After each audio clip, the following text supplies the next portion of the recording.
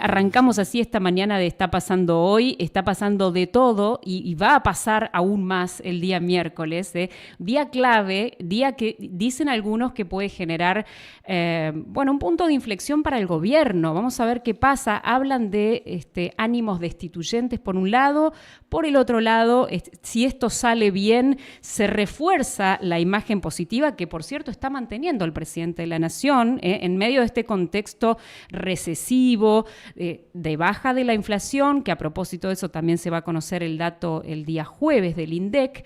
Y como decíamos, es toda una gran maraña de acontecimientos que sin duda no le van a ser indiferentes al rumbo del gobierno al día de hoy. Para hablar de esto que va a pasar el día miércoles, como dijimos, que es el debate de la ley bases y el paquete fiscal, sumado a eso, la media sanción de diputados de la reforma jubilatoria, estos 162 votos a favor contra 62 en contra, que vinieron a poner cierta traba a los objetivos de déficit cero del gobierno nacional. Sumado a eso, tenemos un diálogo más que interesante con el doctor Pedro Eugenio Otamendi. ¿Cómo le va, doctor? Gracias por venir a los estudios de la radio. Bueno, buen día Verónica y buen día a los oyentes.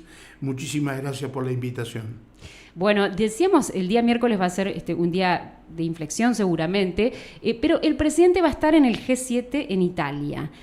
Aquí va a presidir la sesión Victoria Villarruel, pero en realidad ella tendría que estar ocupando el rol del presidente de la Nación, con lo cual no puede presidir la sesión del Senado y eso le competiría al presidente provisional del Senado. Y a ver, ¿por qué estratégicamente se perfila esta situación cuando en realidad sería necesario eventualmente el doble voto de la vicepresidenta en caso de empate? En realidad se da una situación fáctica que al estar el presidente fuera del país tiene que ocupar el cargo la vicepresidenta como corresponde y no puede tener el doble rol de presidir la Cámara. Para eso existe un vicepresidente primero y él tendrá que conducir la sesión. También hay un vicepresidente segundo, con lo cual hay reemplazo y bueno. Lo del doble voto en caso de empate no se estaría dando en esta circunstancia, más allá de que tanto la ley bases como el paquete fiscal y eventualmente, no sé si está en el orden del día, el tratamiento de la reforma jubilatoria, va a haber seguramente un largo debate y ver una votación que a todas luces hay toda una oposición muy fuerte, muy cerrada, que literalmente quieren, especialmente la ley bases, y no se entiende bien esta ley o este proyecto que tiene media sanción de diputados en cuanto al tema jubilatorio, si es una suerte de moneda de cambio para determinadas cuestiones o, como yo lo sospecho, vino a embarrar la cancha en un momento en la cual, el kirchnerismo no tiene acostumbrado en este tipo de cosas, ¿no? A ver, ¿y qué análisis pudiste hacer de esa votación? Porque, ahí surgen, lo estábamos hablando recién, fuera de aire, surgen varias cuestiones, el rol del radicalismo, cómo está posicionado en esta actualidad, más opositor a Milei que al propio kirchnerismo. Sí, eso es una de las grandes sorpresas que hay en este momento en la situación política, especialmente con el senador Lustó, que, como decíamos recién fuera del aire, no es un senador común, sino que está ejerciendo la presidencia del radicalismo a nivel nacional, que se ha presentado con un dictamen propio y que esto ha generado, ¿no es cierto?, una coincidencia manifiesta con el kirchnerismo, ¿no? O con el peronismo en general, porque en realidad en el Senado se pone de manifiesto la representación total del peronismo a través de los representantes de las provincias, ¿no? Uh-huh.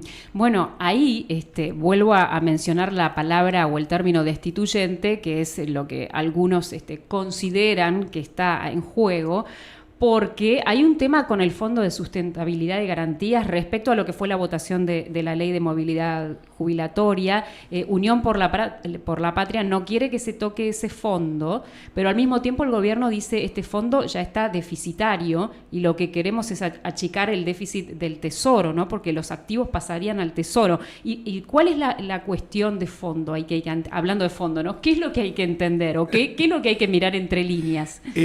La situación, como te acabo de decir, no sé si esta ley de reforma jubilatoria parcial, porque lo que cambia o lo que intenta cambiar es el método, vino en un momento absolutamente inoportuno, en el sentido de que el gobierno lleva 6 meses sin tener la más mínima herramienta legislativa, como podría ser la ley bases y el paquete fiscal, para poder responder a las necesidades fiscales que tienen las provincias vía la coparticipación de los impuestos que estén vigentes, y aparece con esta cuestión que indudablemente es una fuente de más gastos, que ya dijo el presidente claramente que la va a vetar. Que la va a vetar, pero bueno, el Congreso igualmente tiene herramientas para insistir con esa normativa más allá del veto, ¿verdad? Exactamente, pero es bastante más complejo y bastante más exigente en cuanto a las mayorías, ¿me entendés? Porque efectuado el veto presidencial, la ley tiene que volver a la Cámara de Origen y tiene que sancionar por la mayoría absoluta y después pasar a la Cámara Revisora y también tener una mayoría agravada. Entonces, a mí me parece que claramente lo que ha querido la oposición es complicar uno de los aspectos centrales del gobierno, que es lograr el déficit cero, es decir, el equilibrio fiscal no se negocia, lo dice claramente el presidente, por lo tanto ahí hay toda una situación muy especial a analizar, ¿no? Claro, el interrogante es quién gana, quién pierde, ¿no? Porque también está la amenaza de que si finalmente sale la ley, bueno, se van a tocar otras partidas porque ¿de dónde va a salir el financiamiento? Ya lo dijo Francos. Entonces, perdemos todos, ¿no? La respuesta del jefe de gabinete ahora y ministro del Interior, Franco, es de sentido común. Si yo tengo 100 para gastar y me legislan para que yo gaste 120 y no los tengo, en vez de echar mano a la maquinita, hago recortes en otro sector, era una respuesta lógica, ¿no? Yo creo que ahí ese proyecto relacionado con el tema jubilatorio no lo alcanzo a entender en su verdadera dimensión, porque entiendo que si nos sentamos a discutir el tema jubilatorio, situación de los jubilados que está fuera de discusión, que es muy fea, horrible, diríamos, es para discutir muchos aspectos, no solamente el mecanismo de actualización, los aumentos, el fondo de garantía, sino también el sistema, que en sí mismo está quebrado. Claro, como lo dice Kirno, ¿no? El secretario de Finanzas dice que desde el año 2007, creo que da cuenta de esa fecha, dice el 50% de los trabajadores y de empleadores no alcanza a cubrir el sistema previsional, está deficitario y quebrado desde hace muchos años, ¿no? Es decir, lo que tenemos que los argentinos sincerarnos de una vez por todas, y nuestros legisladores tienen que sacarse la careta y discutir seriamente de acá para adelante. Si estamos en la situación que estamos, en un proceso de altísima inflación, tuvimos al borde de la hiper y estamos haciendo un esfuerzo fenomenal a los efectos de tratar de ordenar las cuestiones macro y ver qué camino de crecimiento para lograr un desarrollo sustentable al futuro, no podemos estar haciendo este tipo de proyectos, ¿no es cierto?, que yo los califico casi como chiquilinadas, ¿no?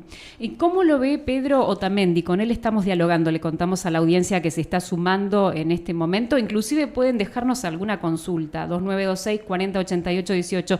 ¿Cómo lo ves al gobierno de Javier Milei hoy que se cumplen 6 meses de gestión? ¿Fuerte o débil? Más allá de lo que vaya a pasar el miércoles, que seguramente va a ser crucial para para balancear esa opinión, ¿no? A ver, vos usaste dos palabras, fuerte o débil. Un poco los argentinos estamos acostumbrados a manejarnos de esa manera, pero yo no veo la política de esa manera, sino en el sentido de que a todos nos ha sorprendido un liderazgo notoriamente diferente a lo que han sido los líderes políticos tradicionales, y acá hay una lucha muy dura en cuanto a lo que yo le llamo el concepto de la administración. La Argentina no es un país pobre, es un país empobrecido, que no es lo mismo, y esto es producto de una pésima administración de los recursos que generamos los argentinos, que hemos estado trabajando permanentemente durante la vida útil, que digamos. Entonces estamos estamos tratando de salir de un modelo que usó el facilismo, lo que todo el mundo conoce como populismo.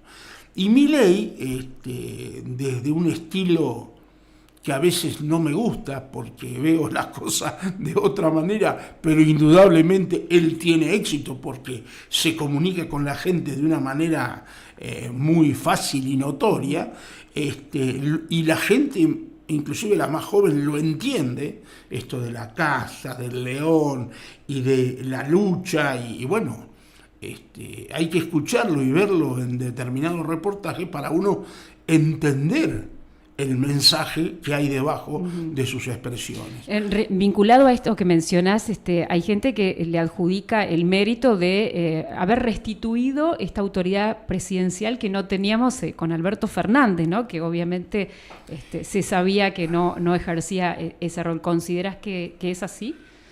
Sí, podríamos decir que sí. En ese sentido no existe punto de comparación, porque lamentablemente la experiencia de los últimos 4 años, del 19 al 23, fue nefasta para la Argentina. Es decir, un títere totalmente consciente y una titiritera escondida cuando los números no dan, o la realidad no da. Entonces, pero todavía no hay oposición siquiera.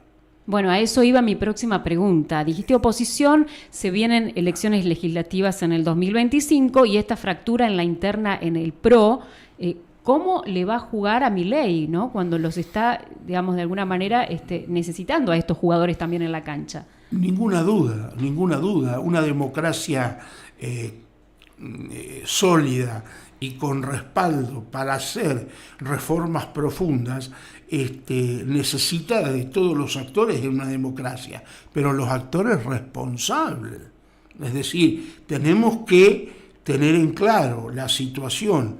Hoy, los que juegan de oposición, uno se da vuelta, mira el cuadro del sindicalismo, del kirchnerismo, con Moyano a la cabeza, el hijo de Cristina, no sé, los secuaces de Massa en su momento, bueno, y dicen, hay que apretar los dientes, tenemos que hacer sacrificio, acá hay una perspectiva.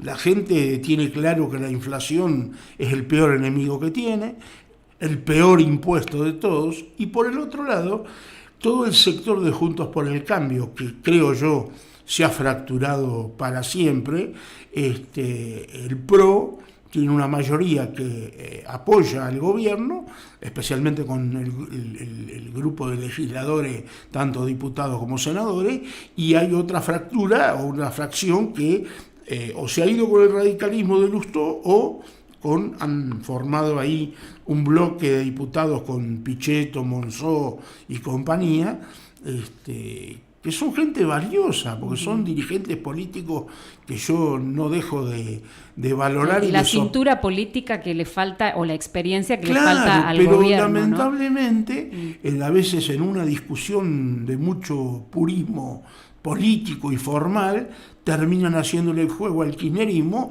que el kirchnerismo no quiere debate, no quiere nada, quiere que este gobierno se vaya cuanto antes. Bien. Hay que ser claro en esto. Dijiste, nombraste a Pichetto recién, Sí. y qué polémica fue justamente su intervención en torno al tema jubilación de privilegio, ¿no? Beneficio al que el propio presidente renunció días atrás, comunicándolo a través de un video en sus redes sociales. ¿Por qué hay que seguir manteniendo jubilados de privilegios en un país con 50% pobreza, 55%? Y bueno, es muy buena tu pregunta y yo no soy quien. Yo creo que el presidente tomó una muy buena decisión y me parece que su actitud marca un ejemplo. Pero el presidente tiene que ser muy cuidadoso en esto. Esos ejemplos tienen que ser permanentes. Y de él para abajo, cuando hay funcionarios que no lo entienden, saben que no pueden seguir en el gobierno. El gobierno está pidiendo un enorme sacrificio a la gente. Por lo tanto, tiene que ser coherente con ese esfuerzo y con ese sacrificio. Yo escuché la respuesta de Pichetto, inclusive en el recinto, y Pichetto es un hombre de una larga experiencia y sabe perfectamente por dónde va la cuestión. Lo que pasa es que yo creo que lo que se está dando, y cuesta entender, es que los políticos profesionales, yo les llamo a aquellos que hace 20 o 30 años viven de la política, porque es con sueldos muy importantes y, como decía Milei, yo me sonrío, quieren el seguro y están nerviosos porque cuando se termine su mandato se tienen que ir a laburar. Y bueno, eso es lo que la gente piensa. Pero es que la gente, claro, ya no da más. Ahora, la pregunta es cuánto o qué tolerancia social va a haber más allá de que el número de la inflación pueda llegar a ser cada vez más favorable, más allá de que haya una tendencia a acordar en algunos temas medulares de nuestro país, como por ejemplo el caso de la jubilación, pero se mantiene la recesión, digamos, hay indicadores muy negativos todavía que seguir combatiendo. ¿Hasta cuánto va a tolerar la gente y cuánto más se va a mantener esa imagen positiva, ¿no? Esa primavera o luna de miel, no sé cómo llamarlo, que todavía tenemos? Verónica, la situación del país en diciembre del 2023, no me alcanza la palabra desastrosa para ejemplificar, ¿no es cierto?, y hacer una metáfora explicativa de cuál es la situación. Entonces, es tan grande el esfuerzo que hay que hacer que los costos hay que pagarlos. Nadie pudo pensar en su sano juicio que combatir la inflación en tan corto tiempo no iba a provocar una recesión. Ahora, como en toda economía y en todos los países, el combatir la inflación ha generado que hay distintos sectores que tienen situaciones diferentes. Estaba escuchando ayer el tema del área de la minería, el tema de los hidrocarburos, llámese petróleo, gas, combustibles, el tema del campo, sí. Que todavía sigue teniendo un salvavidas de plomo con las retenciones. Ustedes pónganse a pensar lo que sería el campo produciendo sin ataduras, compitiendo con el mundo y sin ataduras. Ahora, el lograr un equilibrio, lograr que el ingreso de los argentinos a nivel general mejore, ahí estoy considerando a los jubilados, esto va a llevar tiempo.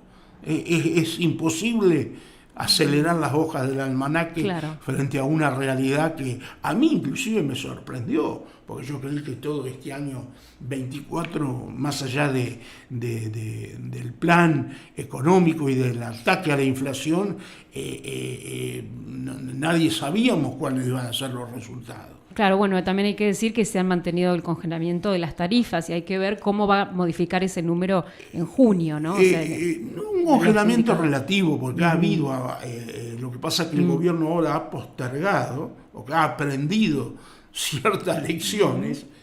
Esto también hay que ponderarlo, los errores no forzados del gobierno en muchas áreas, y en muchas áreas, Verónica, donde ni siquiera ha designado funcionarios. Y funcionarios, cuando digo funcionarios, propios. Acá hay segundas y terceras líneas que todavía no responden a Massa o responden al kirchnerismo. Con lo cual, por eso digo, hay todo un panorama sumamente complejo y que no puede depender todo de la figura presidencial. Así también hay un riesgo. Allí también hay un riesgo, pero parece ser que hay decisiones que se van tomando. Milei ha sorprendido. Pero vos lo considerás inexperto porque, bueno, esto que pasó con el tema del gas días atrás, ¿no? Parece ser un traspié. ¿El gas? El gas, sí, que tuvieron que importar, bueno, que no alcanzó, ¿no? El paro en las estaciones de servicio, etcétera. Digo, ese tipo de traspiés que atribuyen a la falta de experiencia política, algunos, sí, ¿no? Pero te hago una observación. Sí. En realidad es cierto. Pero ahí está donde yo te dije recién, segundas y terceras líneas. El ente regulador del gas, no te olvides que es un servicio público, pero está privatizado. Y ese servicio público lo brindan empresas privadas, y el ente del Enargas tendría que haber previsto esta situación. En realidad no es una mala praxis del gobierno en sí mismo, salvo los funcionarios que estaban encargados de las áreas que corresponden. Bueno, lo adjudicaron a una serie de variables que se combinaron todas, como el adelantamiento o la llegada del frío, etcétera, ¿no? Pero bueno, lo cierto es que fue, digamos, un perjuicio enorme. Quería, antes de despedirte, Pedro, preguntarte, porque no podemos estar ajenos a lo que pasó en Europa y a cómo también lo proyectan la imagen de Milei en el resultado de los comicios en el Parlamento Europeo, ¿no? ¿Vos creés que hay una vinculación ahí de este crecimiento de las fuerzas nacionalistas o Europa, escépticos europeos, como lo llaman algunos también? ¿Crees que esto está vinculado a la enorme popularidad internacional que tuvo la figura de nuestro presidente? Puede ser, pero yo tengo tendencia a ser más prudente. Europa es un poco la cuna de nuestra civilización y tiene a veces movimientos, especialmente en la política y sociológicos, que hay que estar en el lugar para comprender. Allá se usa la palabra derecha y una serie de cosas que yo en realidad en esa categorización no lo alcanzo a ver de esa manera. Pero yo creo que la figura de Milei está concitando atención y es una persona. Creo que durante muchísimos años, creo que es la primera vez que tenemos un presidente economista, directamente identificado como economista. Y por otro lado, tiene una enorme capacidad comunicacional y para colmo, nuestros hermanos los españoles, con una conducción muy socialista, como les dice Milei, en vez de dejarlo de lado, lo ha puesto en el centro de la escena de las elecciones, ¿no? Bueno, el resultado fue el que aparece, ¿no? Le Pen en Francia hizo una gran elección, Meloni ganó en Italia, el PP volvió a ganar en España.